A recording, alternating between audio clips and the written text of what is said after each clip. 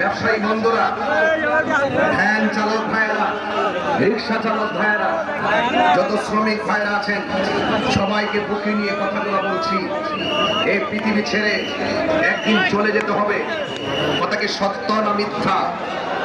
ফুলের সৌরভ, মানুষের গৌরব চিরদিন, বলেন চিরদিন চলে যেতে হবে।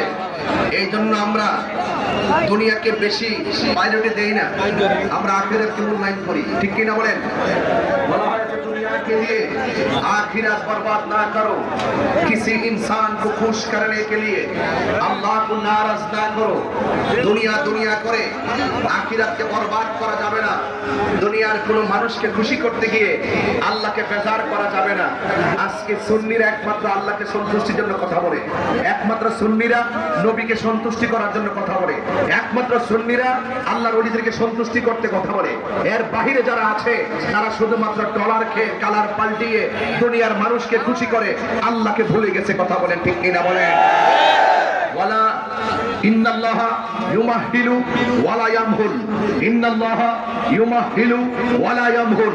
একটি কথা তাৎক্ষণিক ভাষায় আপনাদের কাছে আবারও বলতে চাই, আল্লাহ ছাড় দেয় কিন্তু ছেড়ে দেয় না। কিভাবে কি হবে আমার হুজুর বলে গিয়েছেন, আল্লাহ যে কিভাবে ধরবে আপনি টেরও পাবেন না। ওয়ামাকারু ওয়ামাকারুল্লাহ ওয়াল্লাহু খায়রুল মাকিরিন। আপনি যত কৌশল করেন না কেন, সকল কৌশলের জবাব তো আল্লাহ পাক তার কুদরতি ইশারায় আপনাকে দিয়ে দিবে, আপনি টেরও পাবেন না।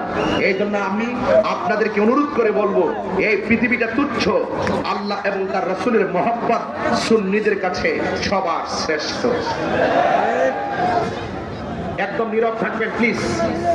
আমি অনেক কষ্ট করে কথা বলে বলে আপনাদেরকে ম্যানেজ করার চেষ্টা করছি মাত্র। আমি এই কথাগুলো এমনিও বলতাম না, এরপরে বলতে চাই, বুঝাতে চাই, জানতে চাই, জানাতে চাই। বলুন, হাজার কথার জবাব দিব আজকে। বলুন, সেজদা পাওয়ার মালিক কে? ইবাদত পাওয়ার মালিক কে? মাথা নত করব কার কাছে? আল্লাহ ছাড়া কাহারো কাছে মাথা নত করা যাবে? এটা সুন্নিদের কনসেপ্ট। এই কথাগুলো সুন্নিরা আজকে না, স্বাধীনতার আগ থেকে বলে আসছে। কথা বলেন ঠিক কিনা? এরপর আমাদেরকে ট্যাগ লাগানো হয়, আমাদেরকে অপরাধী হিসেবে সাজানো হয়, নাটক করা হয়, কল্পবাজ করা হয়। আমরা নাকি মাজারে গিয়ে সেজদা করি। আপনারা বলুন, আমরা কি মাজারে সেজদা করি না জিয়ারত করি? এই আওয়াজগুলো জোরে জোরে দিবেন। প্রশাসন এখানে আছে, প্রশাসনের কাছে যারা গিয়ে উল্টা পাল্টা বলে, আমাদেরকে মাজার পূজারি বলে, বিভিন্ন ধরনের অনলাইন অফলাইনে মাঠকে গরম করে আমাদেরকে -4 বলে রাখতে চায়, সুশীল সমাজ থেকে আমাদেরকে ট্যাগ লাগিয়ে দূরে রেখে, আর তারা সুশীল সেজে আমাদেরকে হেয় করে রেখে আমাদেরকে সংখ্যালঘু বানায় রাখতে চায়। এদেরকে জবাব দিচ্ছি, বলুন, মাজার কি সেজদার জায়গা নাকি জিয়ারতের জায়গা? আওয়াজগুলো বড় হবে। বলেন, মাজার কি সেজদার জায়গা না জিয়ারতের জায়গা? জিয়ারত করা কি হারাম না সুন্নত? একদম খুব মনোযোগ দিয়ে, জিয়ারত করা কি হারাম না সুন্নত? এটা কি দুনিয়ার কোন মৌলবীর কথা নাকি আমার নবীর কথা? নবীর কথা মানব না মৌলবীর কথা মানব?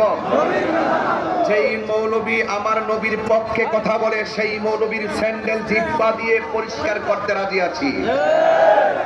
তো এই জন্য আপনাদের কাছে অনুরোধ, আপনাদের কাছে অনুরোধ, যারা এই কথাগুলো বলে এদের জবাবগুলো, এই ওয়াজগুলো সেন্ড করে দিবেন তাদেরকে।